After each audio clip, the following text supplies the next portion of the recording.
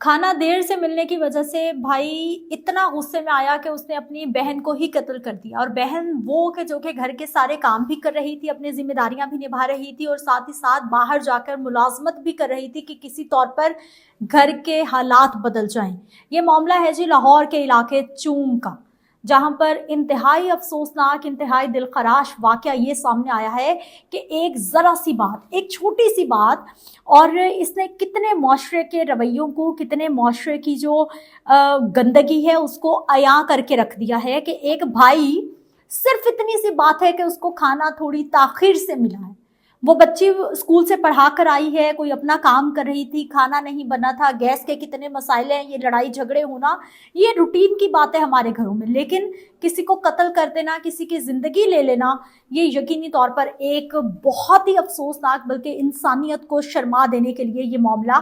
काफ़ी है। और ये माशरती रवैये हैं, ये जो सारी सिचुएशन, ये जो स्टोरी मैं आपको बता रही हूँ कि भाई ने अपनी बहन को मार दिया, कि चाहे बहन बाहर जाके काम कर रही है, कमा कर ला रही है, घर को चला रही है, लेकिन उसकी जिम्मेदारी है कि उसने जो भाई, चाहे वो घर में वेला बैठा है, निखट्टू है, वो नशा कर रहा है, वो कोई काम नहीं कर रहा, वो घर को सपोर्ट नहीं कर रहा, लेकिन उसके बावजूद बहन ने लाकर जो है वो आगे खाना पेश करना है। और यही हमारा जो लोअर मिडिल क्लास तबका है उसमें ये सिचुएशन, ये चीज़ें बहुत ज़्यादा देखी जाती हैं कि जो घर के लड़के होते हैं, जो भाई होते हैं, उनको तो बिल्कुल किसी काम की इजाज़त नहीं होती, बल्कि वो कुछ काम करें ना करें, चाहे सारा दिन वो लड़कों के साथ बाहर से अय्याशियाँ करते हुए आएँ, चाहे वो सारा दिन जो है वो लड़कों के साथ सैर सपाटे करते हुए हैं, लेकिन घर आते हैं उनके रवैये, उनके मिजाज ऐसे हो जाते हैं कि उनको बर वक्त खाना भी चाहिए होता है, और एक खुद से एक गिलास पानी का उठाकर पीना भी वो अपनी तौहीन समझते हैं। और बिल्कुल यही मामला ये चूंग के इलाके में हुआ है। और चूंग का जो इलाका है, जो चूंग थाना है, वहाँ पर इस बच्ची की जो वालिदा है उसकी मुद्दत में मुकदमा भी दर्ज कर लिया गया है कि उसके बेटे ने अपनी बहन को कत्ल कर दिया है। और मामला सिर्फ इतना था कि वो घर पे आया, बच्ची कहीं मसरूफ़ थी, कहीं काम कर रही थी, और उसने उसको कत्ल कर दिया कि मुझे खाना देर से क्यों दिया है।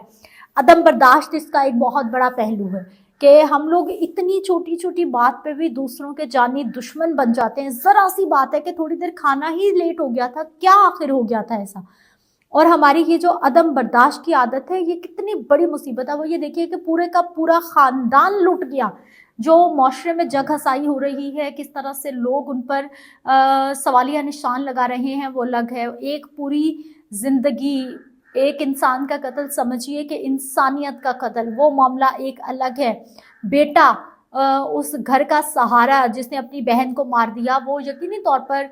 सलाखों के पीछे जाएगा, अपनी सज़ा काटेगा, या फिर माफ़ीनामा हो जाएगा, कुछ भी हो जाएगा, लेकिन सारी ज़िंदगी के लिए ये मामला उसके लिए एक कलंक बन के रह गया है। ये हमारे वो माशरती रवैये हैं जो हर गुजरते दिन के साथ बढ़ते जा रहे हैं, बढ़ते जा रहे हैं, कम नहीं हो रहे। और